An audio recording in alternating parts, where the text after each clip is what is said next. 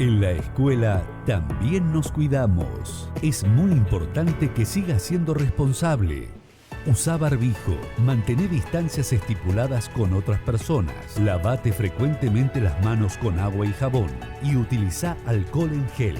Es importante que en la escuela no compartas vasos, tazas, cubiertos ni cualquier elemento personal como útiles o alimentos.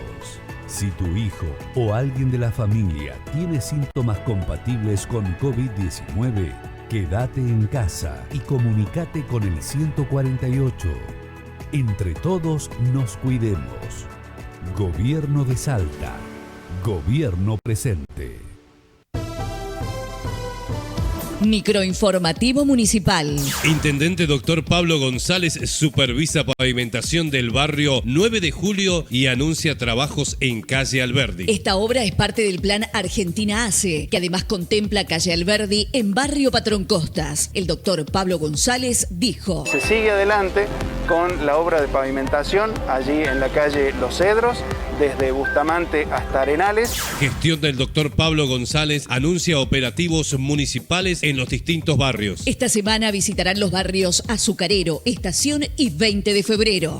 Avanzan atención gratuita del móvil de la salud con cobertura de atención para niños, odontología, ginecología, enfermería y aptos físicos.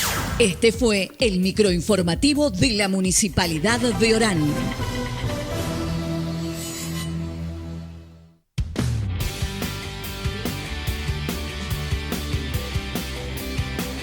Estamos re contentos. Una ciudad que se construye entre todos, aportando cada uno desde nuestro lugar lo que nos corresponde hacer. Nueva iluminación LED en Avenida Adriano.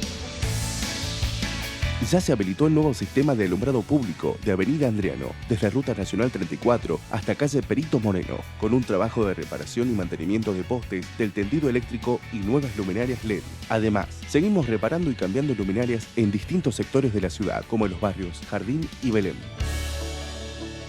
Estamos. Hacemos. Municipalidad de Tartagal, tu ciudad, está en marcha.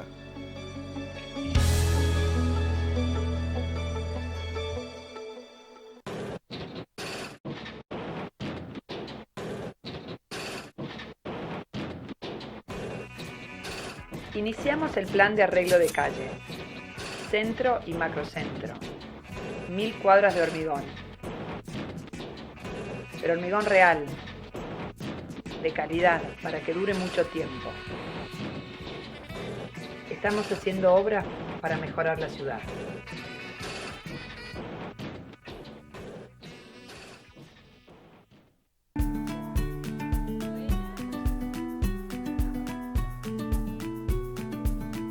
En la vía pública, transporte, locales comerciales, gastronómicos y reuniones sociales o familiares, usá siempre el barbijo.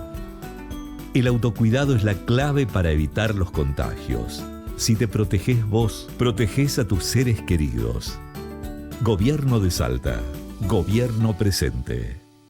Y también en el inicio de este mensaje quiero mandar un fraterno saludo. Quiero mandarle fuerzas a todos aquellos que en el medio de este camino han perdido seres queridos por la pandemia.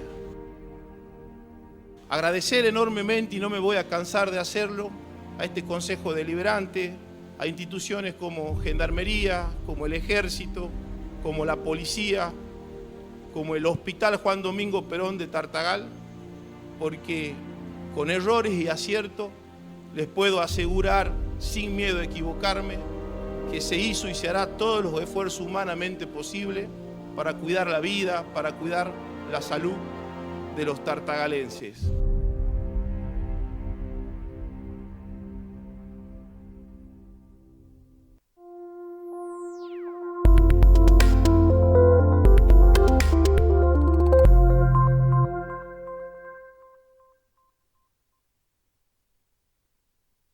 Por eso les digo, mis queridos chichipíos, a seguir laburando verbú con papas fritas y good show.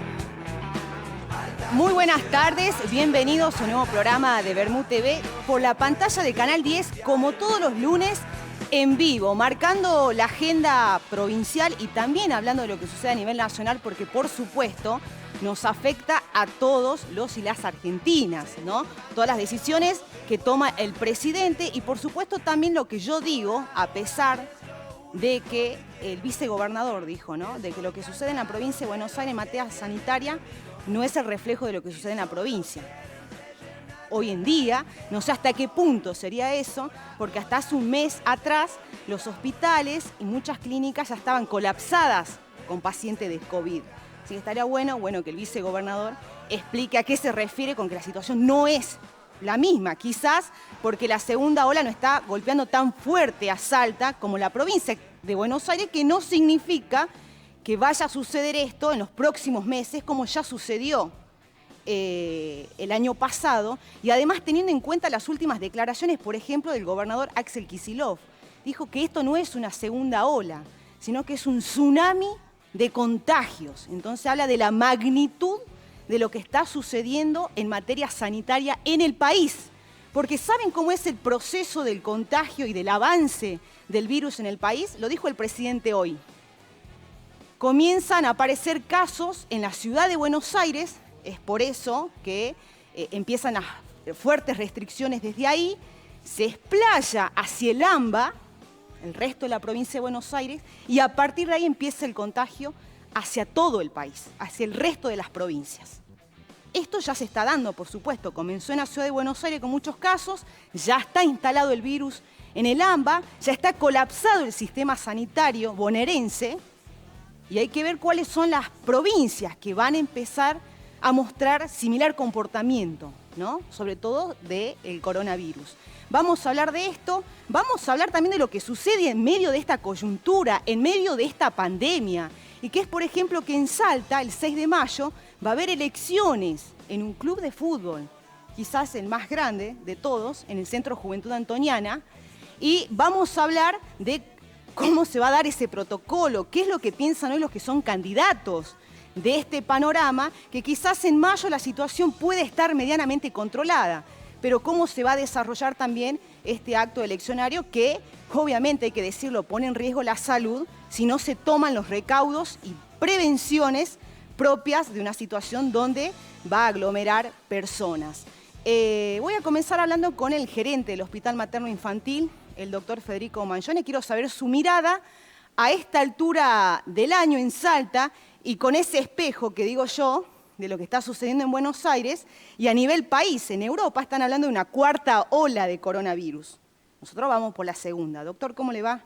Gracias por venir. Hola Vanessa, ¿cómo te va? ¿Cómo la ve a Salta hoy? Voy a hablar de un panorama en general. Bien. Y la verdad que la introducción estuvo muy buena. Son diferentes puntos de vista y el problema en esta pandemia es que nadie sabe nada.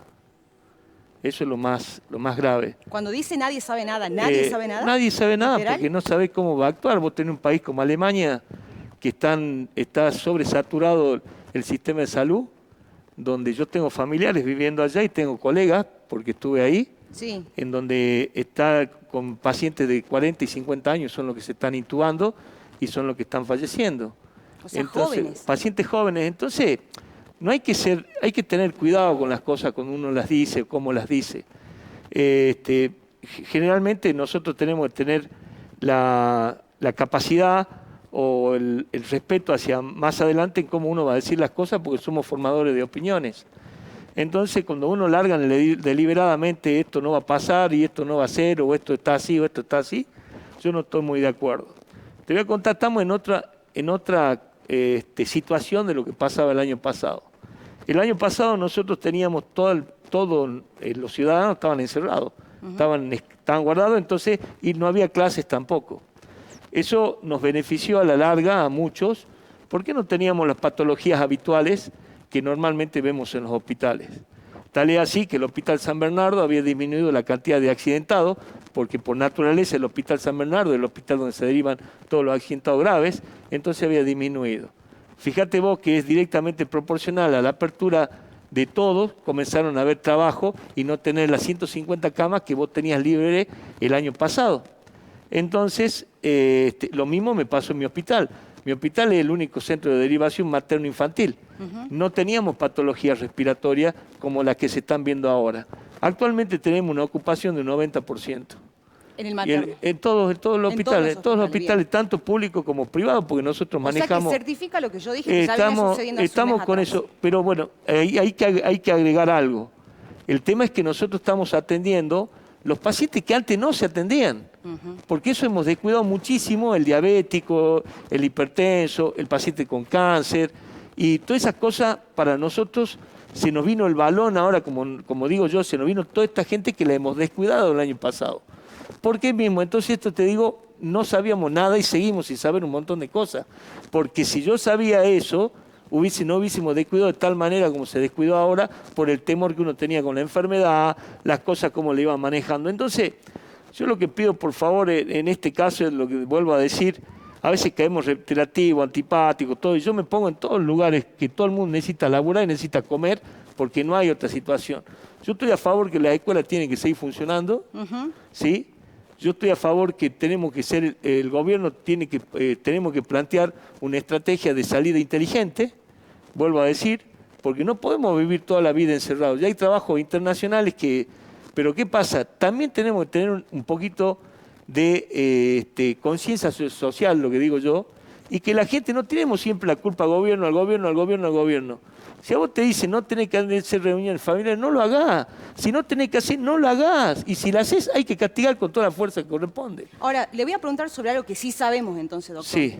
¿Qué es el criterio que se usa para la aplicación de la vacuna? ¿Usted qué piensa de este criterio? Bueno, puede ser cuestionable o no, en diferentes formas. Yo te voy a explicar... ¿En qué formas? ¿Qué es lo que pasa? Que como no se conoce bien el tema de la vacuna, ¿cómo puede reaccionar? Yo te voy a decir, antes sabíamos pero que hasta los 60... que verifican algunos sí, ahora de los porcentaje 60 sí, pero, por ejemplo, yo te podría discutir por qué no estoy vacunando los pacientes que tienen enfermedades reumáticas. Claro. Lupus, artritis reumatoidea, y que son enfermedades crónicas y no lo puedo vacunar porque no hay ninguna prueba que eso me certifique que esto lo voy a hacer. El criterio de vacunación, vuelvo a insistir, tiene que ver con la edad, con la enfermedad preexistencia y con el contacto de personas que tienen. ¿Sí? Alguna vez me preguntaron si el gobernador se tiene que vacunar. Yo digo que sí, se tiene que vacunar. Sí, la persona más importante que tenemos en Salta, que hay que cuidarla. El vicegobernador también se tiene que vacunar, porque son gente que se está metiendo por todo lado y tiene que estar. Cuando uno está hablando de ese tema, que trabaja con gente, que va y entra. Vos me preguntás un chofer se tiene que vacunar. Claro que se tiene que vacunar. Por supuesto, porque están en contacto. Por eso, cuando entramos a discusión, no le corresponde a uno, no le corresponde al otro. No, hay que ser criterioso para la vacunación. Esa es mi opinión con respecto a lo que se tienen que vacunar. Bien, está también el doctor Mateo Sarabia. Doctor, ¿cómo le va? Usted estuvo en la primera línea de batalla durante la primera ola en el Papa Francisco. Cuénteme su experiencia. Bueno, sí. Yo estuve 6 meses en el Hospital Papa Francisco, estuvimos colaborando. En realidad yo soy cirujano, digamos, pero hemos colaborado con el tema de la pandemia. Y un poco volviendo a lo que planteaba el colega acá, yo creo sobre todo, para agregar, creo que todo esto está poniendo en evidencia una enorme falencia que tenemos en el sistema de salud, ¿no? Desde los inicios de la pandemia, las medidas han sido muy irregulares, sobre todo en las decisiones que han venido tomando tanto el sector público como privado. Por lo cual creo que falta un poco una coordinación, un plan más sólido, unido, porque han habido muchas conductas o decisiones totalmente dispares. Por dar ejemplos, por ejemplo, inicialmente, y esto viene un poco a colación lo que planteaba el colega, el sector público se lo ha inhibido al inicio de la pandemia para la atención de las patologías generales prevalentes. Cuestión que en su inicio también el sector privado no tuvo la misma conducta, por lo tanto el desborde de esa gente concurrió a la parte privada por una cuestión de necesidad. Posteriormente se fueron ajustando las decisiones y mancomunando decisiones. Pero reafirmando un poco esto, lo que se planteó recién de la desatención de las patologías crónicas, tiene una magnitud bastante notoria. Yo por lo menos lo veo mucho en las guardias de los hospitales. toda esa postergación de patologías prevalentes y crónicas, llámese hipertensión, pacientes hipertensos, diabéticos, que conllevan con el tiempo una evolución desfavorable al no ser tratados, al no ser seguidos, a no haber una adecuación en su terapéutica de acuerdo a su evolución, llegan a las guardias ya en unas instancias bastante postergadas. Exactamente. Y avanzada también. Por ejemplo, un paciente diabético puede llegar a una instancia de insuficiencia renal. De hecho, el otro día hablaba con un cirujano vascular, que están muy ligados a la parte de hemodiálisis, y me comentaba que ha subido un 40% el porcentaje de los pacientes en diálisis. Si tenemos en cuenta lo que cuesta una sesión... Que cuando ingresa ya en diálisis, esto siempre lo repito, es porque está en una instancia de la enfermedad terminal, muy avanzada. Exactamente. Por lo cual, si uno lo mide incluso, deja de lado la cuestión social y lo observa desde el punto de vista de los costos, es significativo. Una sesión de diálisis es muy onerosa. El paciente que entra en hemodiálisis requiere 3 sesiones semanales. Claro. Por lo cual, si uno empieza a tomarle la dimensión a esto, ha tenido un desenlace bastante indeseada. Las medidas que han sido tomadas durante la pandemia han sido muy desproporcionadas, los efectos colaterales han sido muy grandes y nadie está hablando de esas estadísticas, todo se ha focalizado en el coronavirus y la verdad yo creo que es mucho más, hoy por hoy, más preocupante todos estos pacientes postergados, toda esta rémora que es la que en definitiva yo creo que es la que está ocupando mayor número de camas en los hospitales. Cuando hablamos de ocupación de camas y saturación del sistema de salud, yo creo que todo esto obedece más bien a la postergación y no más bien centralmente al coronavirus. Es cuestión de números, lo mismo no se están sincerando las estadísticas con respecto a la mortalidad de años previos. Todavía no se termina de definir las atribuciones a patologías, pero aproximadamente se dice que no ha variado la mortalidad en su totalidad con respecto a años anteriores. Entonces, estadísticamente, la lectura que corresponde, que hay que hacer para empezar a mesurar las medidas estas desproporcionadas, yo creo que corresponde, viene al caso.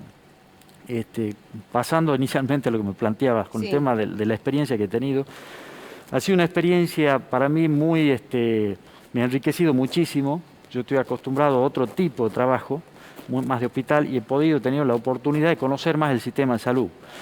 El Hospital Papa Francisco actualmente, y en su momento también a cargo del doctor Mamani, por cierto, ha sido de una gestión, la verdad, admirable, por la organización que han tenido para abordar la pandemia, la habilitación de la escuela para el tratamiento de pacientes leves a moderados, que es donde yo me desempeñé inicialmente, trabajando con los hoteles, con todo lo que eran repatriados.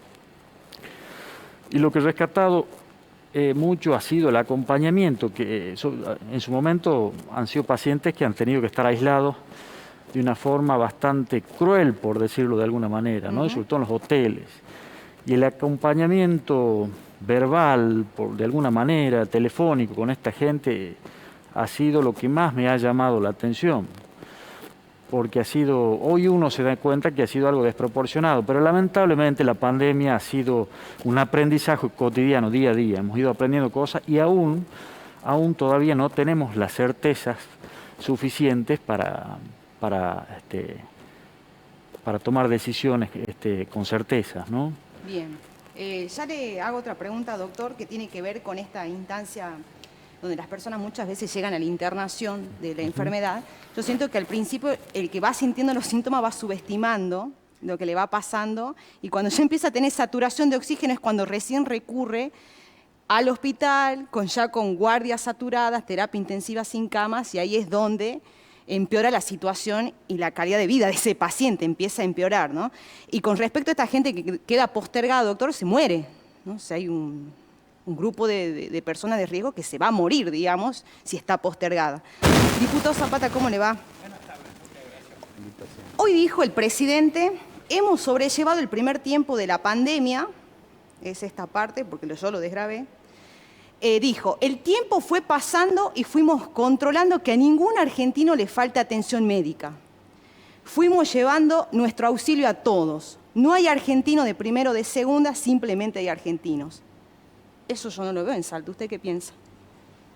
Sí, miren, la situación ha puesto en apuro y ha puesto en evidencia muchas falencias en el sistema de salud, Yo entiendo que durante mucho tiempo hubo desinversión. Al momento en que se necesitaba no estaban los medios disponibles.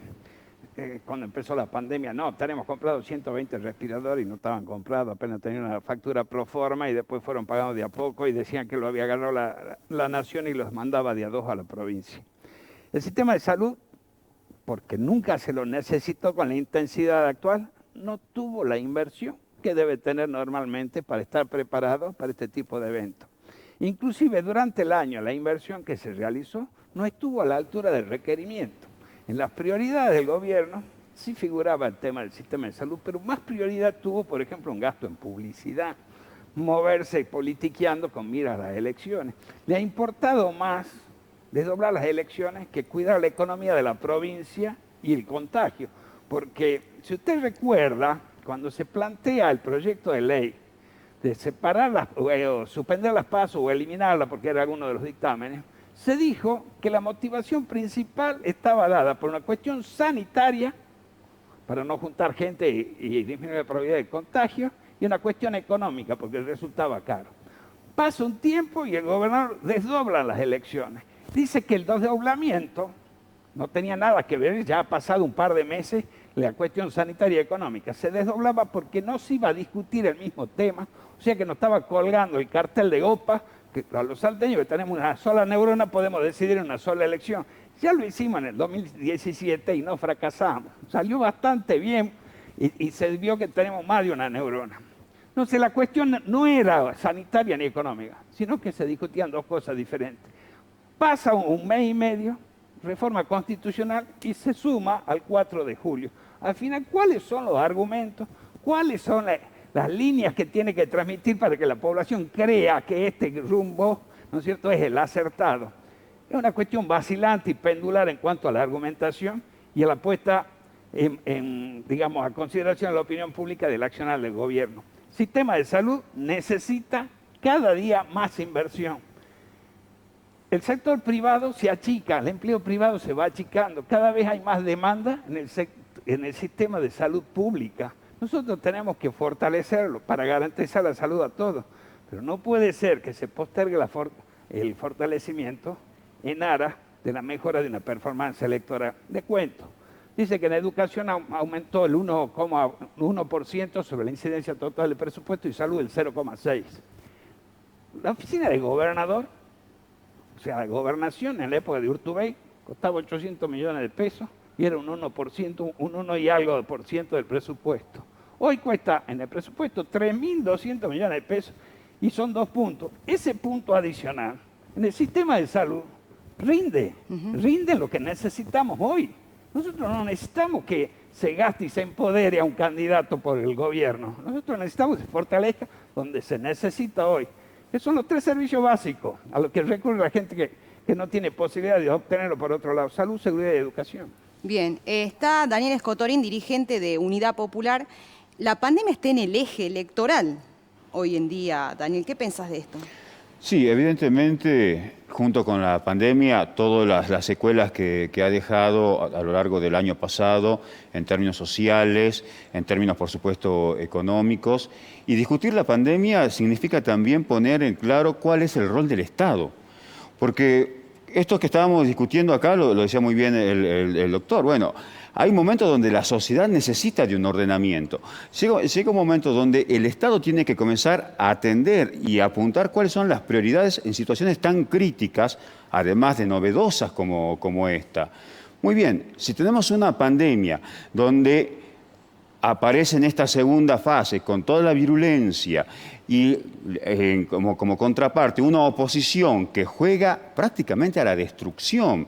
No es ya una oposición que se sienta a dialogar, a buscar acuerdos, que puede buscar algunos elementos distintos. ¿Pero el que convoca no es el oficialismo?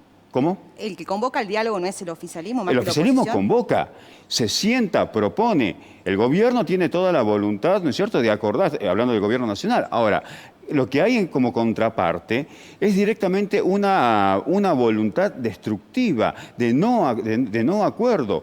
Pensar que... ¿Para usted, Daniel, que se pidan las clases presenciales es una actitud destructiva? Totalmente.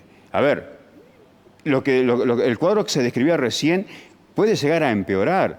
Entonces, pensar que mantener las clases, ¿no es cierto?, presenciales, porque en todo caso las clases siguen estando. En algunos, ¿no? Porque no todos pero tienen es que internet. lo que pasa es que esto tiene que ver también con este desorden, también, ¿no? con este desorden y con un Estado que no atina a atender y entender cuáles son las circunstancias que estamos viviendo.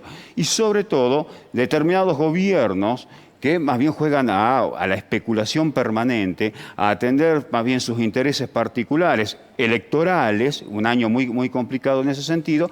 Entonces, la pandemia es un pretexto para discutir una u otra cuestión. Nosotros aquí en Salta, desde el Frente de Todos, hemos pedido que no solamente la suspensión de las PASO, la unificación de las elecciones. Y sin embargo, el gobierno, con todo un nivel de improvisación, de mezquindad, ha decidido mantener este esquema en julio.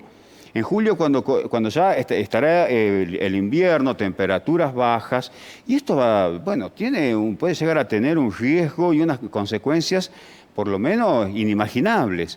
Así que me parece que el tema pandemia se lo está atendiendo desde el gobierno, con lo que el gobierno nacional, sabiendo cuál es el cuadro social. Además vemos lo que pasa en la región, pero por parte de la oposición a nivel nacional también, es casi suicida lo que está haciendo. Doctor Mayone, ¿qué relación hay concreta entre el aumento de testeos, y también quiero saber si usted tiene conocimiento de un aumento de testeos en Salta, y el aumento de contagios precisamente, que es el reporte final que informa el Ministerio de Salud de la Nación?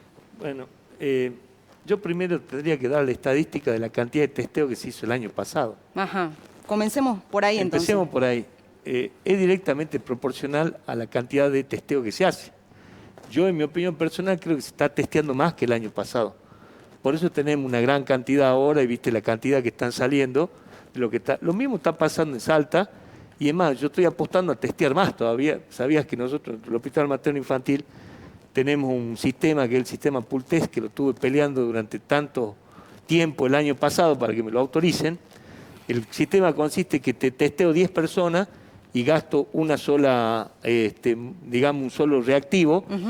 Y siempre hablábamos de la transmisibilidad baja, si es menos del 3-5%, era bueno porque me seguía, no es diagnóstico, pero sí de seguimiento epidemiológico. ¿Por qué? Porque el que me sale negativo, si ese pool me salía de personas, grupo de personas que son 10, me salían negativos, todos son negativos y nos vamos y seguimos separándonos. Eso es cuando yo digo que tengo una apertura inteligente.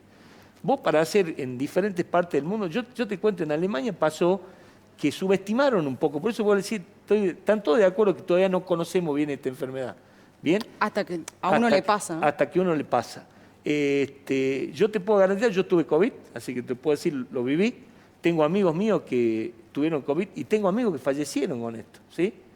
Y solamente te puedo asegurar que todo tiene una sola explicación donde te dicen, el hambre a aire que necesitas es increíble, ¿sí? Cuando a vos te pasa y te comienzas a desaturar, sentí que te morís. Por eso, cuando uno dice y pregona, dice, por favor, las reuniones, qué sé yo, y cosas por el estilo.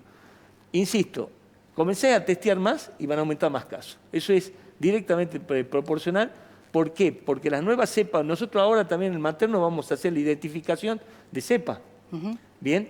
Porque nosotros tenemos un convenio con la Universidad Nacional de Salta, que vuelvo a aclarar que hay que aprovecharla porque está lleno de genios ahí, está lleno de genios donde tenemos que aprovechar todos estos cerebros que están sin desaprovechar y que no solo te largan ideas nuevas, te hacen abaratar costos, te vienen un montón de otras cosas y eso no se estaba aprovechando antes en esta ciudad y vuelvo a insistir, ahora se lo está aprovechando. Vamos a comenzar a testear de forma masiva, ese es el plan. Estamos en plena estrategia con el Ministerio de Salud, Epidemiología, la Universidad Nacional y viendo los medios para hacerlo, porque hay otro problema también. Este salto de infectados y de patología están consumiendo una cantidad de insumos muy importante y ahí vienen las avivadas, vos viste los valores de los barbijos, las cosas. Sí. Yo antes compraba barbijos a 470 pesos, te quiero decir, hoy me lo están tirando por la cabeza a 220 pesos. Para que tenga una idea, acá nadie se salva, ¿eh? En la pandemia todos han aprovechado y varios han llenado los bolsillitos por este tema de la pandemia, en nombre de la pandemia. Bien, porque hay que decir, sacarse un poquito la careta de lo que uno está viviendo. Entonces, yo insisto en esto, estamos tratando de conseguir más insumos para comenzar a testear más, y vos vas a testear más y vamos a tener más casos. ¿Qué es lo que quiero decir con esto? Hay que hacer una estrategia, fútbol o cualquiera que quieran tener aperturas, tenemos que testearlo periódicamente y decir, se puede abrir, si están contagiados o no, se los separa. Eso es lo que nosotros estamos proponiendo, por ejemplo, en las escuelas. Son las famosas burbujas, qué sé yo, queremos ir a testear.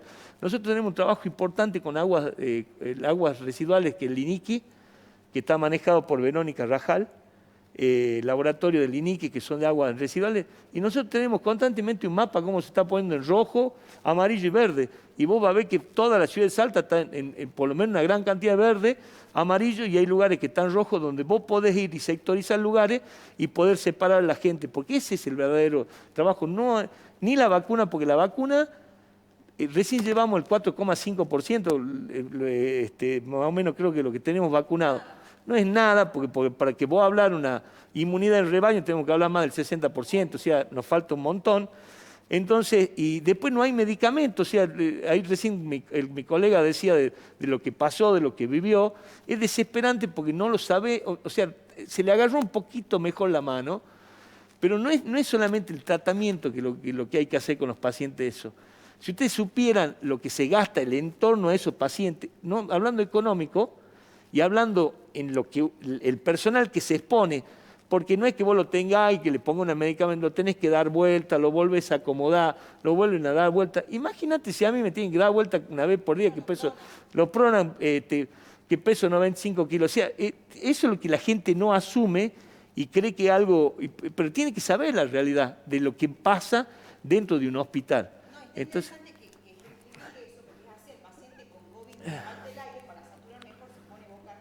boca abajo lo pones y tengo colegas que han estado enfermos y que le teníamos que poner un tubo de oxígeno desde la cama con un cable, una prolongación hasta el baño. Y estábamos hablando exactamente 5 metros para que pueda ir al baño. O sea, es importante y la gente hay que decirle la verdad a la gente, no hay que ocultarle y decirle nada. Señores, si no se cuida, muchos andan bien, pero también varios van a terminar mal, ¿entendés? Van a morir.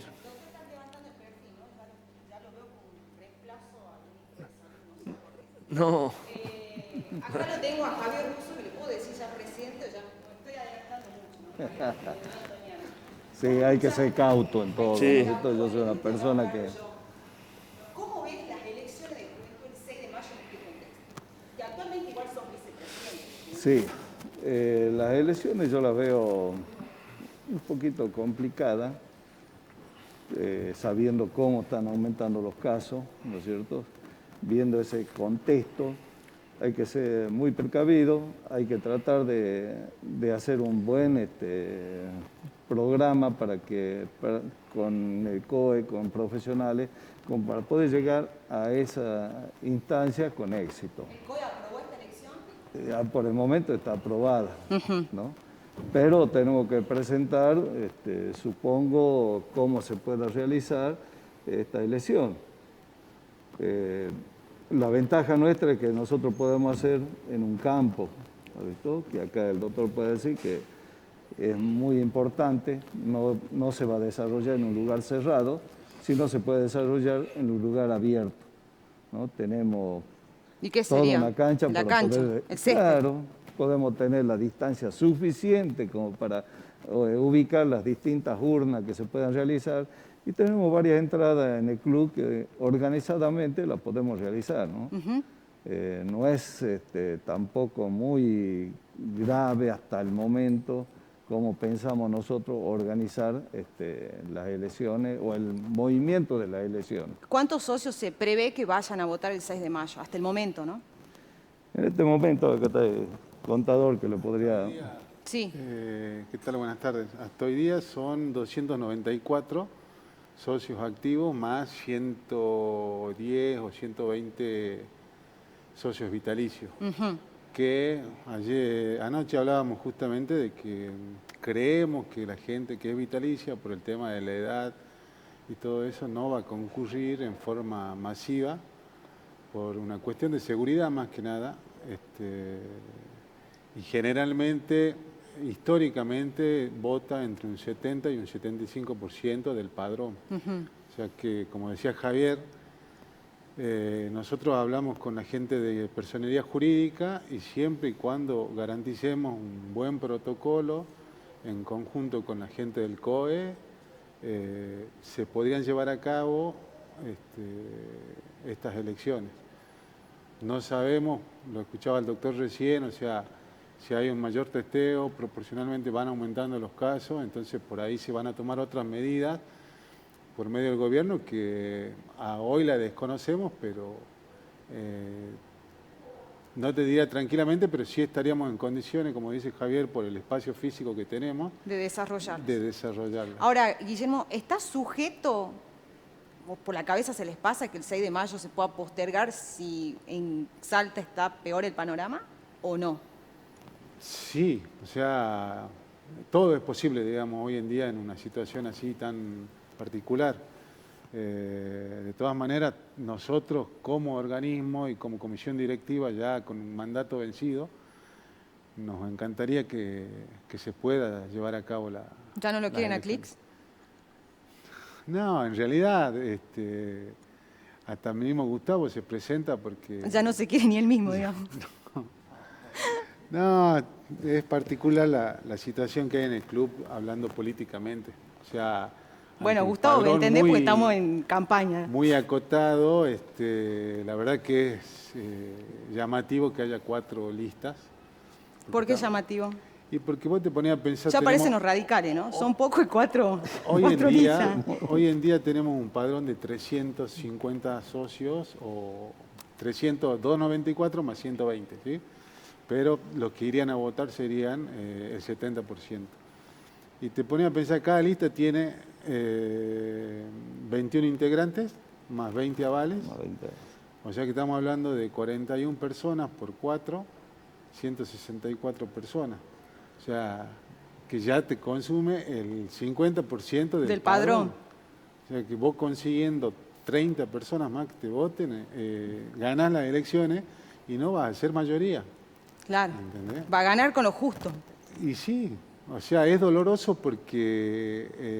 pero estratégicamente mejor. Obviamente que sí, la lista que tenga asegurada 70 personas, tranquilamente puede pensar en ganar una elección, dependiendo también de la cantidad de votantes que vayan. Javier, Juan Manuel Urtubey es socio de Juventud, por lo que vi el padrón está al día. Él es socio vitalicio. ¿Socio vitalicio Juan Manuel Urtubey? Bien. Sí. ¿Es amigo de Gustavo Clics? Sí. ¿Quién te da más miedo que hoy interfiera en una elección de Juventud, Urtubey o Miguel Isa? Que ambos son socios. Yo pienso que Miguel Isa... Da más miedo. Da más miedo, digamos, ¿no es cierto? Pero de cualquier manera, creo que acá el que va a votar es el socio, ¿no?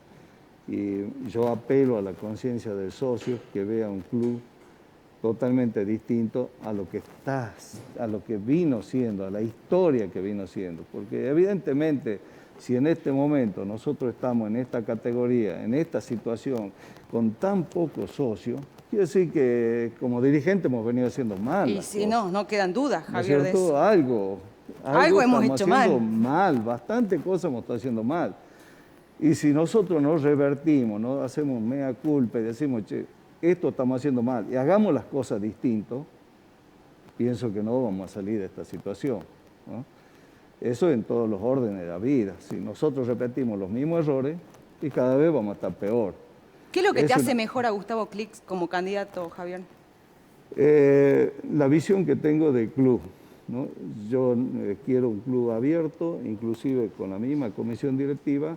Nosotros tenemos una visión distinta, queremos un club de un equipo transversal, no un gobierno verticalista. Entonces de ahí empezamos a hacer unas visiones distintas. Que haya un equipo, y es lo que tenemos nosotros, un equipo que comprometido con el club. ¿Hay mujeres ahí? Sí, hay mujeres, y va a haber, porque consideramos que es muy importante la presencia de la mujer no solamente en el fútbol, sino en todo. Es el único club que no tiene mujeres. tenemos mujeres, pero no están en Claro, la pero lista. es el único, ¿No? porque Central Norte tiene, ya sumó, está por inaugurar el Departamento de la Mujer, Sí, y Gimnasia y Tiro ya bueno. tiene dirigentes dentro de la comisión directiva. Sí, la plataforma que nosotros tenemos, el plan de trabajo, es incorporar casualmente la parte femenina en todas las actividades, porque está teniendo presencia muy importante. Bueno, lógicamente, si en Salta creo que hay un promedio de 7, 6 mujeres por cada hombre. ¿Le venían teniendo miedo a las mujeres, Javier? No, ¿por qué? ¿Los dirigentes? No. ¿Vos qué crees? Yo no le tengo miedo a la mujer. ¿Y ¿No es cierto? otros? La valorizan. Algunos sí, yo veo que en otras listas son muy machistas, digamos, por así llamarlo, no es que... Pero nosotros en este equipo le damos una preponderancia muy especial a la mujer. Consideramos que es muy importante. Está la mamá, que es la que más va con los chiquitos en la escuelita de fútbol. Claro. Uno ve en las gradas, ve más mamá que papá. Entonces, se está formando ahí. Entonces, si hay una formación donde está presente la mujer, ¿por qué no va a estar en todos los aspectos? Ocupando cargos. Ocupando cargos, por supuesto. Bien. En todos los aspectos. Doctor, yo le voy a pedir que usted se encargue de dar el mensaje de concientización. Lo hago con casi todos sus colegas que vienen, porque pareciera que el mensaje no llega. Cuando el doctor habla de las reuniones familiares y sociales, siguen habiendo. Uno se sube a un taxi y la taxista o el taxista sabe identificar en qué lugares hay una fiesta clandestina. ¿En qué lugares un negocio está atendiendo clandestinamente vendiendo alcohol? Y esto lo sabemos mucho. El fin de semana fui a una peña que no voy a decir cuál, pero sacaron a todos a las 12 de la noche y hubo un grupo que se quedó en una habitación. Estuvo el vicegobernador en ese lugar y se quedó adentro. ¿Cuál es el mensaje para que esto ya no siga sucediendo? Bueno, básicamente, por un lado, aclaro, lejos de la intención de la penalidad, que por ahí se hace más énfasis en penalizar a la gente y demás. Yo creo que, como todo, hay que educar, hay que concientizar. Y a partir de ahí, yo creo que es mucho más fructífero que la amenaza, ¿no? No creo que apelar, digamos, a penalizar y amenazar, eso pueda tener algún fruto, digamos, en cuanto a los resultados conductuales de la sociedad. Pero sí hay que saber que es una enfermedad, una patología nueva, aún todavía tiene grandes caras desconocidas, si bien se ha logrado de alguna manera con este tiempo, todo este último año, irla caracterizando, no deja de ser en muchos costados desconocida. Y a la vista están los resultados, la letalidad que tiene, ¿no? Pero bueno, no es para asustar. Yo creo que se ha hecho mucho énfasis, por decirlo de alguna manera. No es para asustar, doctor. Hoy, y yo hablo, porque además, bueno, trabajo en un medio en la provincia de Buenos Aires, el viceministro de Salud habló que dentro de 10 o 15 días quieren evitar que lleguen a 50.000 contagios diarios. Seguro. Sí. Esos números asustan. Sí, pero no hay que asustar, insisto. Se ha hecho mucho terrorismo, yo creo, con todo esto. ¿Por qué lo digo? Porque, volviendo un poco a lo inicial, se han desatendido muchas patologías que en el afán, digamos, de darle prioridad al coronavirus, hemos hecho un caldo de cultivo. Se ha hablado desde unos inicios en las comorbilidades. Por lo tanto, todas esas patologías postergadas son un caldo de cultivo perfecto ahora, después de un año de postergación, para que venga este germen y colonice a estos pacientes. Entonces ahí hay una gran contradicción. Por otra parte, ¿por qué digo que no hay que asustar? Porque también eso ha llevado a que mucha gente no haya consultado a tiempo, por lo que en un momento planteabas vos, Vanessa, el miedo a ir al hospital, a contagiarse o por soportar algún síntoma inicial que lo toman como algo banal, pero con el correr de las horas se va agravando. Ha habido gente que ha muerto en las casas en su intención de no acudir al centro de salud. Hay mucha gente que ha muerto en sus casas. Y a raíz... la batalla contra el COVID es una batalla contra el tiempo. Exacto, sí. Pero lo que no ayudó, la observación, la lectura que hago es precisamente la transmisión de la información. ha sido bastante desmedida, y ha llevado a estas conductas, por ejemplo, contraproducentes. Por otra parte, hay que destacar que toda la fase de la investigación del coronavirus, de las vacunas y demás, se ha ido transmitiendo en vivo. La ciencia está acostumbrada, por el mismo método científico, a transmitir los resultados de una teoría que en su momento fue una hipótesis, pero no transmiten en vivo toda esa secuencia, dan el resultado. ¿Y qué pasa con el coronavirus?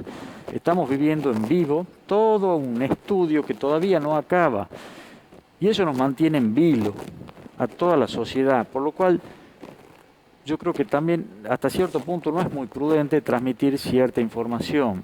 Yo creo que hay que hacer más bien hincapié en la concientización prudente, en enseñar, y bueno, y la ejemplaridad tiene que primar por sobre todas las cosas para que llegue el mensaje, ¿no? Pero es algo que hay que tomar conciencia, si eso sí es cierto. Diputado, recién decía Daniel de que el gobierno tiene una apertura de diálogo hacia la oposición como para empezar a resolver, bueno, el problema más urgente que es la crisis sanitaria. ¿Usted nota esa predisposición? Lo vi en ciertos pasajes. Y no solo hablo del nacional, también del provincial. En la provincia el diálogo es prácticamente nulo. La oposición Sáenz no convoca a la oposición. No convoca a la oposición, al contrario. Somos blancos de una especie de proscripción en los medios, pero bueno, uno está para trabajar, no para figuretear. Yo creo que eso lo ha llevado a cometer una serie de errores no forzados que han derivado en marcha y contramarcha en el gobierno de Sáenz, y a llevarlo a hacer una afirmación que en cabeza de un conductor de una provincia era impensada. Cometo errores y lo voy a seguir cometiendo. Y bueno, uno puede decir, bueno, lo hace humano cometer errores, pero si lo va a seguir cometiendo, que sean pocos y que no nos hagan mucho daño. Yo creo que está por ahí en su entorno, tiene mal asesoramiento, porque desde el principio apareció, me acuerdo, un pobre camionero que seguramente no fue a contagiarse con ganas, y lo trataron un poco más de delincuente, casi de lesa humanidad.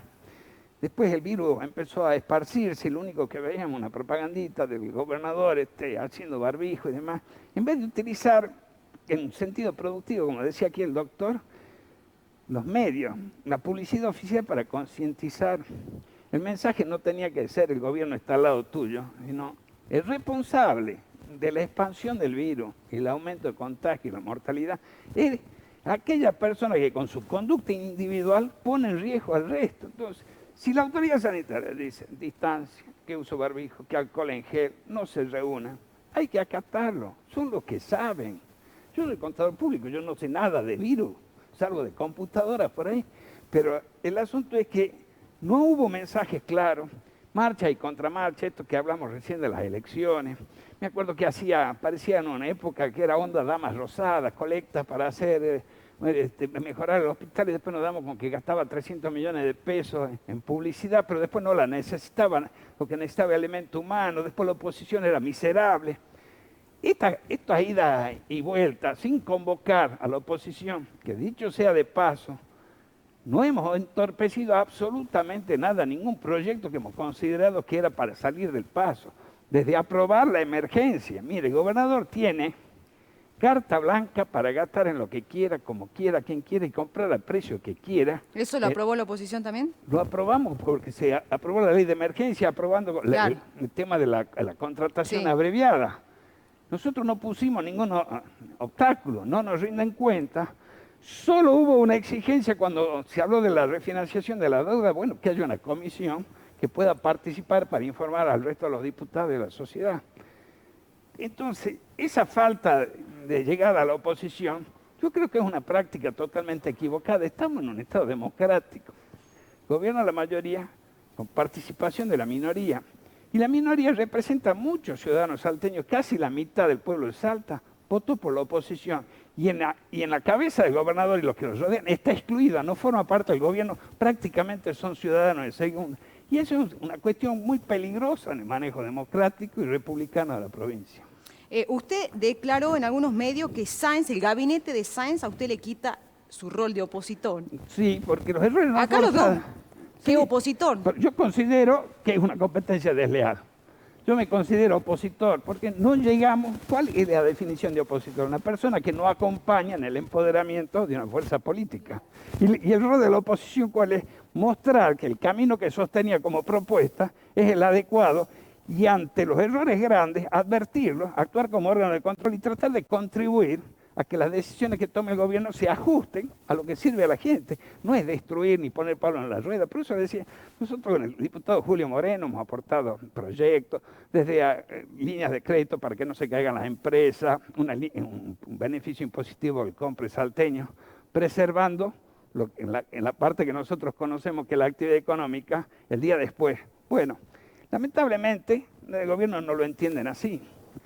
Entonces, así nos está yendo. La provincia de Salta ha caído mucho el empleo, cae mucho la producción, está en riesgo nuevamente el comercio, la proliferación sin control por parte del Estado provincial, del vendedor ambulante, la ocupación de la calle, haciendo competencia desleal a los pagadores de impuestos. Entonces, así el Estado se empieza a licuar, se empieza a degradar en su composición, la economía se va cayendo, porque lo que mantiene el Estado son esos comerciantes que pagan impuestos. Sí. Diputado, ¿usted va a ser candidato a diputado nacional? Por ahora Patria, que está haciendo ahí publicidad. Es gratis, le estoy haciendo publicidad gratis, Sí, diputado. yo le agradezco a usted, después Sí, que me pasa. después arreglamos. Después arreglamos. Pero, ¿va a ser candidato a diputado nacional? En el caso que no lo sea Alfredo Olmedo, lo seré yo. ¿Usted no siente que le resta, como que lo quema, lo digamos así, a Olmedo usted? Porque usted como que es pensante, ¿no? Bueno, yo le agradezco su juicio. ¿No cree que ya sería hora de despegar de ahí ¿Usted o no? dice cortar el condón umbilical? Totalmente. Bueno, en cualquier momento hacemos el alumbramiento, si usted lo pide. Y sí, bueno, Daniel, ¿coincidió en algo con lo que dijo Zapata sobre el gobierno provincial? Sí, el gobierno provincial es una banda de improvisados que... Me asusté, pensé que iba a decir otra cosa. Mejor y además, con una característica del gobernador en sí mismo. La imagen del camaleón. Ustedes vieron que al camaleón uno lo pone en un espacio verde y tiene el color verde. Cuando lo pasan a otro espacio, ponerle amarillo, se vuelve amarillo. Bueno, esta es la característica del gobierno y del gobernador en particular, con lo cual le ha permitido sortear con bastante éxito, ¿no es cierto?, todos los vaivenes políticos a nivel nacional. Entonces, cuando tuvo que estar con Massa, estuvo con Massa, cuando tuvo que estar con Macri, estuvo con Macri, ahora coquetea con el gobierno nacional. Daniel, pero usted está con el Oso Leavi, que estuvo con Romero, después estuvo con... ¿Quién? No, nosotros Oso Leavi. ¿A usted está en contra del Oso Leavi? No, nosotros estamos dentro del Frente de Todos. El Frente de Todos es una coalición de partidos donde no respondemos a nadie en particular. Hubo dirigentes contradictorios también dentro del Frente de Todos. Bueno, Sergio Leavi, hoy senador nacional, fue candidato a gobernador por el Frente de Todos. Hoy dentro del Frente de Todos no hay una referencia, sino que más bien somos una coalición bastante democrática. Pero estuvo en su momento con Romero, estuvo con Urtubey también. ¿Usted recuerda cuando era intendente? Está bien, bueno, pero eso responderá, digamos, Leavi. Nosotros el Frente de Todos es una coalición de partidos mayoritariamente progresistas, ¿no es cierto?, cuya principal referencia es el gobierno nacional. Leavi circunstancialmente fue candidato a gobernador y hoy el Frente está en discusión a nivel provincial. Claro. El año pasado incluso mi partido, junto con Colina, con Frente Grande, fuimos críticos, hicimos una autocrítica, pero también exigimos una autocrítica de lo que había sido el posicionamiento político, la estrategia electoral del Frente de Todos, que fue malísima. De hecho, los resultados lo mostraron. Y hoy estamos en una discusión democrática, abierta, muy sincera. Me parece que eso nos está enriqueciendo y nos pone de perspectiva a lo que va a ser este año y el 2023. Bien, no se están pisando la cabeza, como en toda discusión. No, para nada. Me parece que hay como una cuestión de pensar de que porque hay diferencias, ya hay ruptura, hay quiebre, y al contrario. Y no está mal tampoco, ¿no? No, pero para nada. Pensemos que además hay una Por ejemplo, en el caso de Zapata le vendría bien una ruptura con Olmedo. Es que vamos hacia una nueva cultura y escenarios políticos, que aquel viejo bipartidismo del siglo XX hoy ha sido reemplazado por el bifrentismo. Entonces, una coalición de 10, 8, 14 partidos, por supuesto que no podemos estar todos de acuerdo y surgen las diferencias circunstanciales, a veces diferencias de fondo. Y una cosa que se tiene que comenzar a entender, que en este esquema de frentes, de coaliciones, se necesita otro tipo de acuerdos. Ya no es aquel partido dominante, hegemónico, que impone y bajaba línea. No, acá nos sentamos, discutimos todos, ponemos sobre la mesa las diferencias, los proyectos, los referentes, y con eso estamos construyendo una nueva cultura política. Bien, doctor, yo lo libero a usted, si se tiene que ir antes. Yo ahora la saludo, usted se queda ministro, ¿no? Yo la saludo ahora a la diputada nacional, Graciela Ocaña, que ya está en comunicación con nosotros, diputada nacional de Juntos por el Cambio, y además la diputada Ocaña nos va a traer la realidad de lo que está pasando hoy, el termómetro de la provincia de Buenos Aires, con demandas en el medio por las clases presenciales en esa provincia. Diputada, ¿cómo le va? Buenas tardes, Vanessa López la saluda. Buenas tardes, Vanessa, ¿cómo está? Muy bien, diputada. Cuénteme qué piensa sobre este día lunes, con padres reclamando por clases presenciales y el gobierno exigiendo y pidiendo, por favor, que durante 15 días nadie salga a las calles. Bueno, me parece que evidentemente está gobernando no el presidente, sino el gobernador de la provincia de Buenos Aires y Cristina Fernández de Kirchner, ¿no? La provincia de Buenos Aires, mientras los alumnos no pueden tener clases presenciales, con todo lo que sabemos que eso significa, no solamente para la posibilidad de aprendizaje, sino también porque lo hemos visto con el deterioro tanto afectivo como social que han sufrido los chicos. Esto hay muchísimos estudios, se han expedido desde, por supuesto, UNICEF, especialistas, y fundamentalmente los propios ministros de Alberto Fernández, que han dicho que en las escuelas no se producen los contagios. Entonces, es inentendible por qué el gobernador Kicillof le prohíbe a los chicos poder acceder a tener clases presenciales. Y esto es lo que, así como en la ciudad, padres y intendentes Juntos por el Cambio han ido a la justicia para intentar que los chicos puedan recuperar las clases presenciales. Creo que en eso estamos todos de acuerdo, que lo último que se debe suspender son las clases. Lamentablemente el gobernador de la provincia de Buenos Aires no lo entiende así, y esa es la preocupación que nosotros tenemos, porque mientras esto se sucede, mientras los comercios tienen que cerrar, los negocios que están dentro de los shoppings en Buenos Aires tienen que cerrar, vemos continuamente aglomeraciones que nadie controla ni nadie ayuda a que puedan ordenarse, ¿no? Y solamente lo que nos ofrecen es que los chicos no vayan a la escuela, siendo que las escuelas no han sido lugares de contagio. Tenemos los datos de la Ciudad de Buenos Aires y los datos que reconoce el propio ministro de Educación de la Nación minutos antes de que el presidente dictamine otra cosa. Sí. Ahora, diputada, la pregunta obligada es, ¿cuál es su opinión y su pensamiento sobre cómo se logra el equilibrio entre salud y economía? Mire, yo creo que el equilibrio tiene que ser justamente el de velar por todo eso, digamos, no hay una dicotomía entre la salud y la educación, la salud y la economía, la salud y el bienestar general, que como persona debemos tener y que el Estado debe resguardar. Yo creo que hay que apelar mucho también a la responsabilidad que como cada ciudadano tenemos en el hecho de cuidarnos. Argentina está atravesando la segunda ola de circulación del virus en el peor de los mundos, porque usted sabe que nosotros estamos viendo hace 3 meses o 4 venir esa segunda ola, y lo que hubiera sido es aconsejable es poder surfearla, atravesarla con más argentinos vacunados, sobre todo los argentinos que tienen mayor riesgo. Estamos hablando de los adultos mayores de 70 años. Sin embargo, hoy la estamos atravesando sin vacunas, con pocas vacunas, con las vacunas que han llegado utilizándose por parte de los amigos del poder. Y bueno, estas son las cosas que nos enfrentan, y el gobierno lo que sigue haciendo dicotomías, cuando lo que tenemos es que lograr un mejor comportamiento de todos y fundamentalmente con datos, con información, tratar de atravesar esta ola de la mejor forma, con la menor cantidad de población afectada con el virus, y fundamentalmente protegiendo a la población de mayor riesgo con la vacunación. Es decir, que todas las vacunas sirvan para justamente inmunizar ese sector. Diputada. No lo está viendo, no se produjo esto.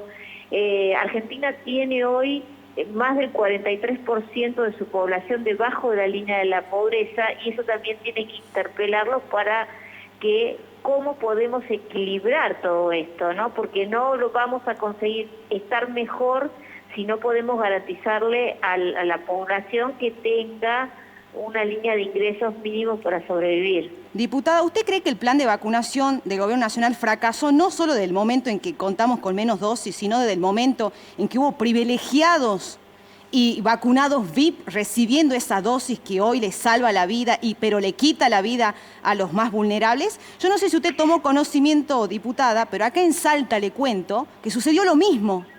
Hubo vacunados VIP, pero acá el ministro de Salud de la provincia no renunció, a diferencia del Gobierno Nacional. ¿Qué piensa usted de lo que sucedió a nivel nacional?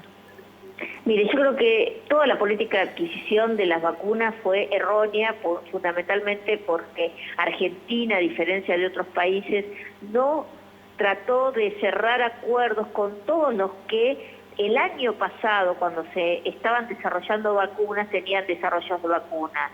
Y lo vemos, digamos, hoy Argentina tiene muy poca oferta de vacunas, la rusa Sputnik, ahora la china Sinopharm, pero no mucho más, digamos, y las vacunas que han comprado al Fondo Internacional COVAX, que es un fondo de la Organización Mundial de la Salud, y que lamentablemente incluso hasta esta decisión fue errónea, porque se compraron vacunas en la menor cantidad posible, en lugar de comprar más vacunas. Se compró vacunas al desarrollo de AstraZeneca, Oxford, que, digamos, tuvo primero un retraso en la aprobación de las vacunas, y ahora tiene inconvenientes en la producción, que hasta el momento, a pesar de haberse pagado el 60% de las vacunas, no han llegado vacunas de esa compra.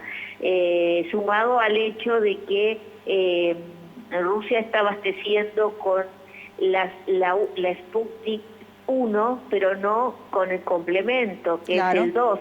Y usted sabe que esto se están tomando más tiempo que el que originalmente los protocolos de las vacunas establecían para vacunar con la segunda dosis. Entonces, tenemos más cantidad de gente porque el gobierno quiere dar la sensación de que hay mucha gente vacunada, pero no está protegida porque no tiene las 2 dosis que indica el prospecto. Bien. Pero aparte de eso, de comprarse más, que va a saber por qué intereses, no haber conseguido todos los jugadores que estaban en el mercado de vacunas como otros países.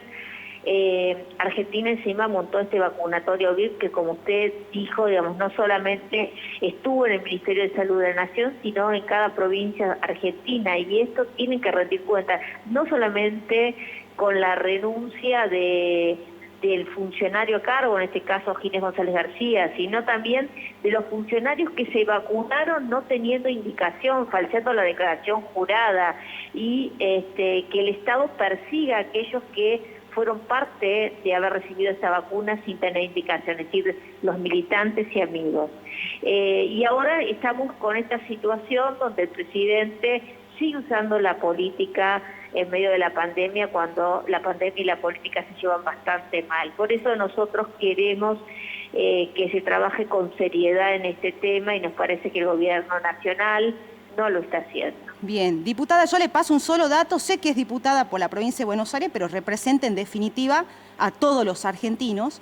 Acá en el norte los médicos están renunciando a trabajar durante la segunda ola por falta de pagos. Sé que hoy hubo un anuncio del presidente de un pago durante 3 meses de más de 6.000 pesos para los médicos, pero ya existe una deuda que tiene con los médicos, así que si usted puede llevar ese reclamo de los médicos del norte al Congreso, yo cumplo con decírselo. Gracias, diputada, por el contacto. Por supuesto, le voy a agradecer, le voy a dejar a su producción mis datos, tiene mi teléfono para que me pasen toda la información al respecto, para poder hacer un pedido de informe sobre estos temas. Y lamentamos porque tampoco es, digamos, la cifra que el gobierno está ofreciendo a los profesionales de la salud, que arriesgan su vida, que incluso, digamos, utilizaron las vacunas que era para inmunizarlos a ellos, para inmunizar a los amigos del poder, que hoy, digamos, estén en esta situación de que encima de todo no se les pague lo que les corresponde o lo prometido. Bien, muchísimas gracias, diputada, que tenga un buen día. Gracias. Hasta luego. Está el diputado Iván Misó. ¿Está en crisis hoy el gobierno de Alberto Fernández, Iván? Me parece, antes que nada, buenas tardes a toda la audiencia. La verdad que es una situación que acompleja a todo el mundo, ¿no?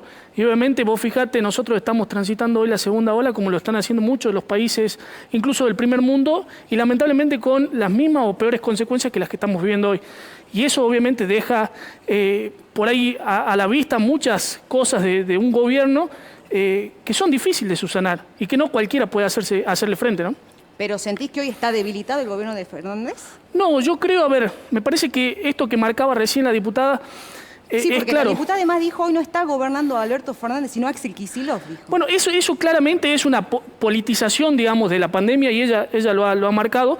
Y en este sentido me parece que más del otro lado que del sector del presidente, ¿no? Vos fíjate, hoy quienes puedan discutirle al gobierno nacional tienen que estar muy bien preparados, porque el equipo que tiene el presidente, yo no le voy a salir a discutir las medidas que se toman, porque seguramente tiene un equipo de profesionales médicos, de profesionales epidemiólogos, todo, que tienen la capacidad para tomar las decisiones y para orientarlo al presidente. No es una decisión que nace de Alberto Fernández por Alberto Fernández, es un equipo de trabajo, un equipo de profesionales que aconseja cuáles son las medidas a tomar, ¿no? Sin embargo, hubo una contradicción con el ministro de Educación, que es de educación. No le debe haber gustado mucho la educación. Claro, que lo contradiga en la decisión final de las clases. Es de educación. A ver, yo entiendo esto y a nadie nos gustaría que cierren la escuela porque estas consecuencias se van a ver no hoy, ni mañana, ni pasado, sino lamentablemente la vamos a vivir de acá a 10 años, ¿no? Pero son medidas que hay que tomarlas. Lamentablemente en esta situación nadie tiene la culpa porque nadie se responsabiliza, ni el vecino tiene la culpa, ni el deporte tiene la culpa, ni la culpa. Nadie tiene la culpa. Sigue estando tenemos que frenar. Hoy hay que están antes que vos fíjate, pero yo creo que llega el momento de la pandemia que tomar, ¿no? Y esto para que sepa la ciudadanía, porque muchas veces se habla de que todavía no han crecido los casos. Hoy no hay más casos porque no se testea, no porque no existan los casos. Lamentablemente, ahí está, una todo aquello. Todo aquello. En Orán no se está testeando mucho. No, de hecho, a ver, yo te cuento, y nosotros lo hemos planteado en la Cámara de Diputados, junto con otros diputados del interior, esto que cuando ha reventado la primera ola en Orán, y nosotros hemos sido noticia nacional por la crisis que hemos vivido, que seguimos viviendo, se han implementado un montón de técnicas. Lamentablemente se ha frenado todo eso, absolutamente todo eso. Se han desarmado las áreas COVID, de la capacidad que teníamos de camas se han reducido a menos de un tercio. Tenemos la chancha de oxígeno que se le llama, la máquina que produce el oxígeno. Hoy no está conectada porque al ser un comodato la empresa tiene que autorizar. Hay una serie de cosas que hoy ha quedado en evidencia y que lamentablemente si seguimos con este avance de la pandemia vamos a volver a vivir lo mismo que vivimos o mucho peor, ¿no? ¿Cómo se evita la politización de la pandemia, Daniel? Me parece que, a ver... Porque yo siento que en un punto todos terminan cayendo, ¿no? Los oficialistas y los opositores. Pero, a ver, es un término medio complejo cuando habla de politización, porque de hecho... Es el uso de la pandemia para hacer política. Bueno, pero eso es lo que hace la oposición. Justamente, a ver, recurrir a la justicia local de la ciudad de Buenos Aires contra un decreto nacional, cuando sectores incluido Rodríguez Larreta y otros, hablaban de la necesidad de cierto control y la posibilidad de restringir las clases presenciales, que además por 15 días. Es una medida transitoria que se toma para el AMBA. Y frente a esto, la reacción de otro sector, el más reaccionario, el más duro de Juntos por el Caos, que van directamente a atacar. Juntos por el Caos. Juntos por el Caos. Sacó el humor de hoy. No, es que hay que decir las cosas como son. Insisto, ellos están apuntando directamente a golpear al gobierno y junto con y en su objetivo no les importan los resultados. Entonces, si antes el sector moderado de esta coalición hablaba de, bueno, del diálogo, de las posibilidades, de evaluar todas las medidas posibles, pero el sector más duro, Macri, Mario Negri, por supuesto que Patricia Bullrich, golpean su interna y obligan a tomar estas medidas, eso es la politización. Pero es una politización nefasta, terrible, porque frente a eso, lo que estamos discutiendo esto, en vez de estar pensando cómo enfrentamos esta nueva ola. Quizás en 15 días... Bueno, en 15 días se puede haber achatado la curva, frenar el nivel de contagios, y entonces estaríamos discutiendo otro tema. Pero lo que ellos están buscando no es esto de la presencialidad, el nivel educativo, etc. Hay una cuestión, además, también que hay que atender. Ayer se hablaba de un acto simbólico de abrazo a las instituciones educativas. ¿Cuáles eran? Las privadas. Entendamos, en Buenos Aires no todos han adherido... Bueno, pero lo que pasa es que el maestro que trabaja en la escuela pública igual cobra su sueldo, pero el de la privada no, Daniel. No, bueno, es que ahí tiene que ver entonces ¿qué es lo que le está preocupando al gobierno de la Ciudad de Buenos Aires? El negocio de la educación privada, no la educación en general. Pero igualmente, digo, hay que ver también qué piensan los docentes de la educación pública. ¿Qué pasa? A ver, se veía esto en algunas entrevistas cuando iban los medios y le preguntaban a los padres, ¿usted qué opina de que se suspenda por supuesto, intentando, ¿no?, ponerle el micrófono y que pongan cara de indignado? Y ya estaban de acuerdo. Estaban de acuerdo porque, evidentemente, esta situación amerita tomar alguna medida transitoria, pero la oposición disfraza esto planteándolo como si fuese otra vez, ¿no es cierto?, el cierre total. Bueno, esa es la politización y que efectivamente, bueno, está buscando nada más y nada menos que... digamos, destruir, frenar, generar este odio, esta grieta que ya existe desde siempre, pero que no tiene más que fines electorales. Ningún mea culpa entonces, ¿no? O sea, a ver, un gobierno puede equivocarse, puede tomar alguna medida parcial, digamos, pero lo que sí ha dado claras muestras este gobierno, el gobierno nacional, es de la voluntad de escuchar a todos los sectores. Y nadie puede negar que a lo largo del año pasado, una y otra vez se sentó con el gobernador Kicillof y con Rodríguez Larreta para acordar las medidas, y las medidas eran consensuadas. Sí, igual capaz que le está faltando un audífono al presidente. Bueno, espere, Daniel. Doctor, ¿usted cree que en llegado el momento es necesario un retroceso a fase 1 en Salta, por ejemplo? Y en algún momento, si los casos trepan y tenemos un nivel de ocupación más grande de camas, sí, va a ser necesario. Yo en eso siempre lo dije, entre 15 a 21 días, por lo menos, para amesetar un poco la picada de cosas. Yo la verdad no me gusta politizar mucho, porque si vamos con el presidente me tiene bastante molesto con lo que dijo. Que nosotros los médicos nos hemos relajado. Yo te garantizo que nunca me relajé. No me tomé vacaciones, laburo como perro todos los días tratando de salvar vidas. Entonces en eso sí me molestó bastante, ¿sí? Porque hay que estar detrás de la trinchera y estar recibiendo todos los días los pacientes que me vienen pidiendo aire, o a veces se olvidan. Cuando el año pasado me querían, en Orán mismo, han patoteado y han pedido gente porque no le daban cama para poder internar, porque no había cama para internar. Pero no tenían culpa los médicos ni nada, porque estábamos abarrotados. Lo que pasa es que hay que decir un poquito la verdad y ser un poquito... yo los entiendo, la política es así, está todo muy bien, me parece bárbaro, pero en mis circunstancias yo lo vivo a diario, qué es lo que está viviendo, y cada personal mío que está agotado, está reventado, no descansa, le estamos acortando las vacaciones, no le estamos dando el tiempo que corresponde a las vacaciones porque tenemos miedo a la nueva ola.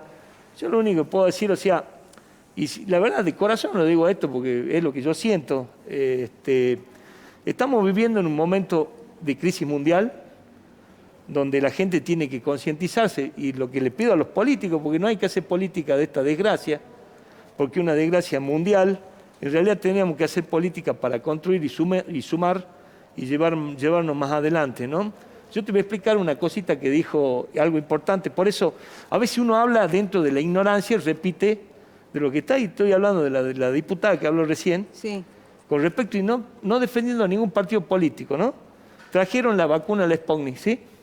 Yo les voy a contar para que la gente pueda entender en qué consiste. La primera dosis tiene un virus, no te voy a dar el nombre del virus porque si no es muy científico, N23, te puedo hablar de todo lo que vos quieras, porque todo eso. Ese virus lo tenés que cultivar para que uno entienda. Se cultiva el virus y donde se ponen las proteínas para que uno pueda, se cultiva. Ese virus se cultiva, cuando se va a cosechar, se cosecha rápido porque crece de forma rápida. ¿Bien? En cambio, el otro virus, que es el segundo componente, demora una eternidad en crecer. Por eso es difícil hacer el segundo componente. Eso es lo que yo quería explicar, porque a veces él dice, no, han puesto esto, lo han puesto político, para que vos veas que no estoy jugando ni a un lado ni del otro, sino de la parte científica de lo que nosotros estamos viviendo. Y el segundo punto es, yo insisto en esto, estoy de acuerdo en algún momento si los casos trepan y no tenemos cama, porque vuelvo a insistir, recién lo escuchaba, lo que decía el diputado, que en Orán, por ejemplo, yo tengo contacto, constantemente hablo con todos los hospitales, porque somos los que vamos manejando en un nivel de cama. Entonces, hemos comenzado a aumentar las patologías habituales que antes se había descuidado. Entonces, por eso tenemos menos camas de COVID, ¿entendés? O sea, eso es uno de lo que tenemos. Te voy a decir, mirá lo que es una cosa. Nadie está dando importancia al dengue. El dengue está creciendo de forma estrepitosa, es tremenda. Ni el ministro. Yo te estoy dando mi opinión nada más. O sea, nadie le está dando cosas a eso. Y si nos encierran, yo les cuento, estamos en el momento propicio para que los mosquitos se hagan el festín con nosotros. ¿Está? Yo te estoy diciendo, o sea, mirá vos lo que difícil que es, que nadie tiene idea de dónde está parado en esta pandemia. Recién el doctor que estuvo dijo, hay que educar. Yo pienso de otra manera, porque vos ya estás educando constantemente, pero hay que sancionar a la gente que no cumple con la ley. Es como todo, si yo voy a un exceso de velocidad y sé que voy a matar gente, hay que sancionarlo y multarlo. Y todo el mundo sabe, yo la vez que me siento, voy al hospital, me voy caminando y veo gente y comenzamos a consultar, todo el mundo sabe que los chicos hacen fiestas de 70 personas, 120 personas, alquilan casa en San Luis, alquilan en San Lorenzo, alquilan todas esas cosas. El tema es que saben, sí se sabe. Obvio. Entonces, lo que yo estoy en desacuerdo es, hay que sancionar, no, porque no entienden de otra manera. O sea, para mí hay que sancionar. Y hay que ver sanciones que le duela al bolsillo, porque es la única manera para que entiendan, que no se puede hacer, porque en esto está en juego la vida.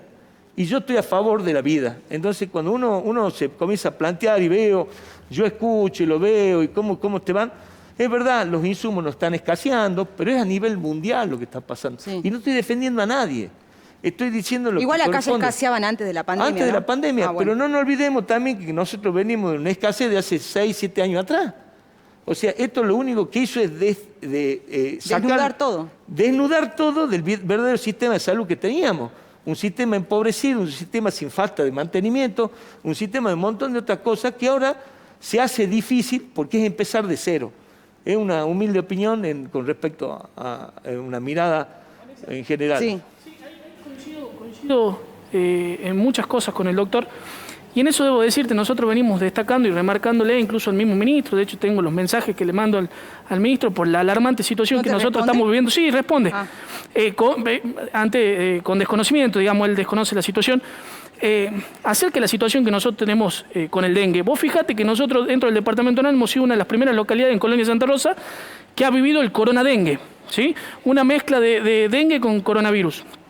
A todo esto y esto que decía el doctor, y yo entiendo que se ha desatendido muchas patologías el año pasado, mucha gente incluso tenía miedo de irse a hacerse atender enfermedades preexistentes y todas estas cuestiones, pero lamentablemente se ha desarmado, por ejemplo, el área COVID que nosotros teníamos en la escuela Osvaldo Poz, que había sido una lucha bastante grande para lograr que se concrete esa escuela cuando se había anunciado con bombo y platillo, maqueta 3D y todo eso.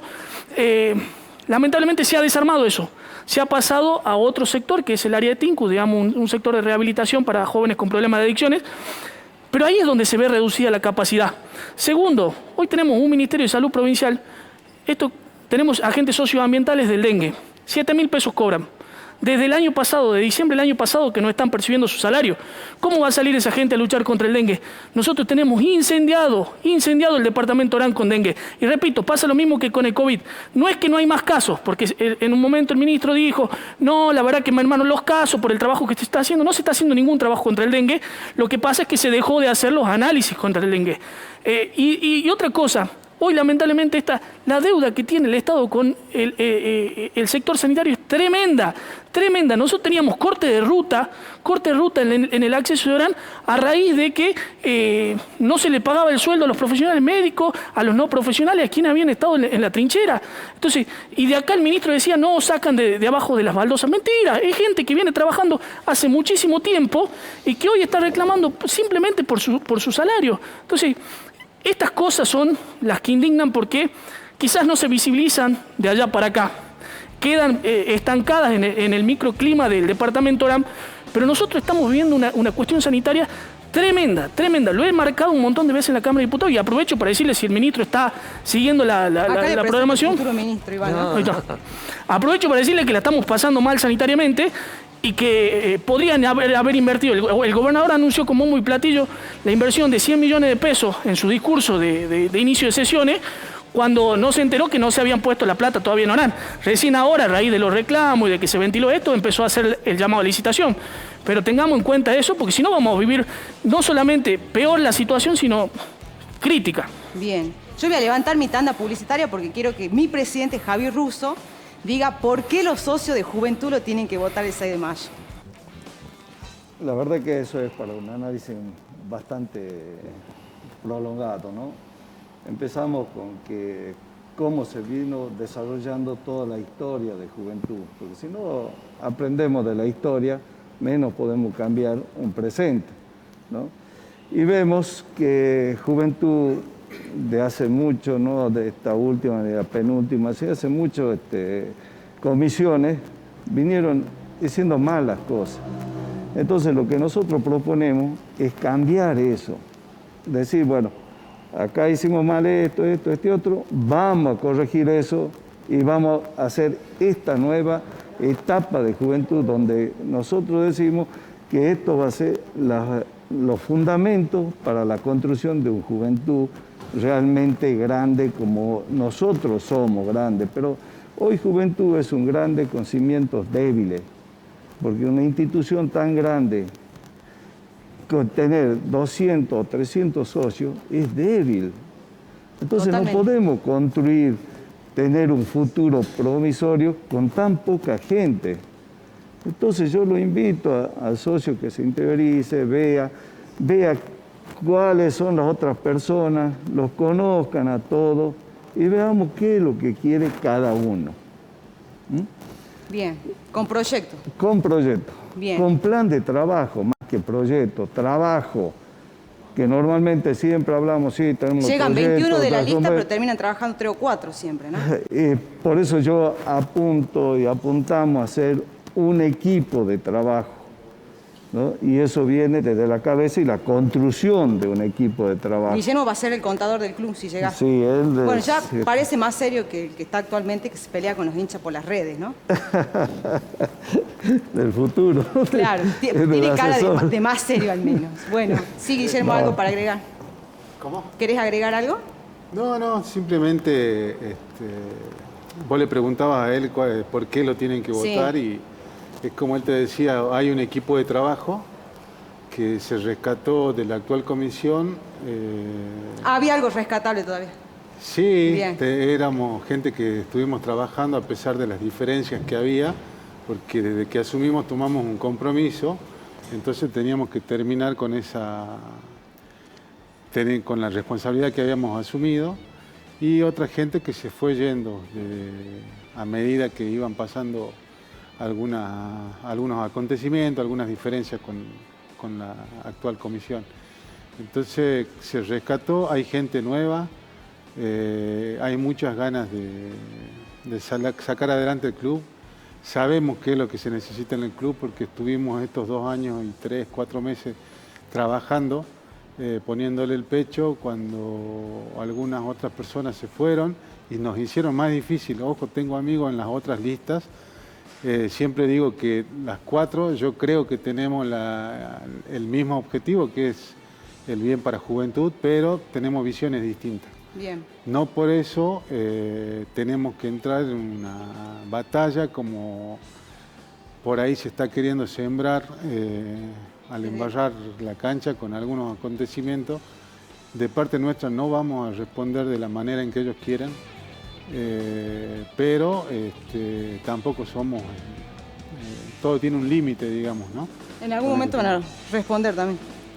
Y si siguen de esa manera, o sea, nosotros tenemos los papeles en la mano como para demostrar que las cosas que por ahí se dicen no son así. Tenemos los papeles en la mano para demostrar que la gente que está con nosotros es la que trabajó, la que puso la mano en el bolsillo en algún momento, porque estar 2 años y 1 año por lo menos con pandemia en un club donde hay poco ingreso de socios, te sacan el público, cuando vos dependés del ingreso de la gente a la cancha. Es complicado. Es complicadísimo, ¿sí? Así que bueno, lo invitamos al socio a que nos acompañe, nos conoce, nos va a ir conociendo en estas 2 semanas que todavía tenemos como para hablar con ellos. No vamos a hablar mal de las otras listas, pero también sí vamos a defender el proyecto nuestro y el plan de trabajo. Perfecto. ¿Tenés plata para perder si sos presidente, Javier? Estuvimos perdiendo plata. Ya estás perdiendo plata. No, ya está acostumbrado. Ya estamos, eso. No, lamentablemente, como dijo él. Cortito. En un tiempo de pandemia, donde no hay ingreso, algunos dirigentes metimos la mano al bolsillo y mantenemos. Claro. Todo porque, bueno, juventud no es fútbol, otra, juventud es ingreso con el público ahí en la tribuna. Bien. Y no hay eso. Está muerto. Es difícil. A pesar de eso, la institución, ¿no es cierto?, no está fundida, como dice algún opositor o algún otro, pero tampoco está pipicucú, como dice el presidente actual. Bien. Es manejable la situación. Bien. Ya me voy del aire. Chao. Gracias, Javier. Gracias, Guillermo. Gracias, doctor, por venir. Daniel, Iván y Carlos. Nos reencontramos el próximo lunes. Ya saben que nuestro programa queda subido en todas las redes sociales. Lo pueden ver a lo largo del día, toda la semana. Y yo me reencuentro con ustedes el próximo viernes.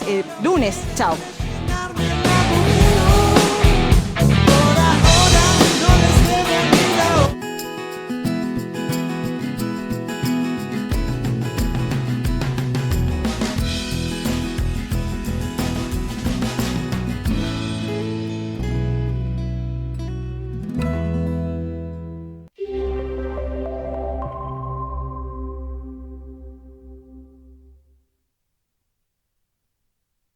Un día de escuela es un logro de todos. Es muy importante que uses barbijo, mantengas la distancia estipulada con otras personas, te laves frecuentemente las manos con agua y jabón y utilices alcohol en gel. En la escuela no compartas vasos, tazas, cubiertos ni cualquier elemento personal como útiles o alimentos. Si tu hijo o alguien de la familia tiene síntomas compatibles con COVID-19, quédate en casa y comunicate con el 148. Entre todos nos cuidemos. Gobierno de Salta. Gobierno presente. Lo mejor de llegar es descubrir que todavía tenés mucho por delante. Continúa tu camino con un posgrado, ahora también a distancia. UCASAL, construí tu historia. Agua de vertiente baja en sodio. Trabajamos todos los días. Hacé tu pedido al 3875-749-195 y 196. Bidones de 20, 12 litros y mucho más. Agua Viday. Ofrenda de calidad. Si al trabajo vas, Calzados Nona está. Todos los días con Calzados Nona estás. En quien podrás confiar. Calzados Nona es. Ahora también incorporamos Nonito con ropa de niños. Avenida San Martín, 871. ¿Cansado de la inseguridad? No te preocupes más. Protege tu vida y la de tus seres queridos con el mejor sistema de seguridad en Salta. Infosec, la mejor tecnología en cámaras, alarmas, domótica y automatizaciones. Infosec, seguridad a tu medida. 3876-137691 www.infosec.com.ar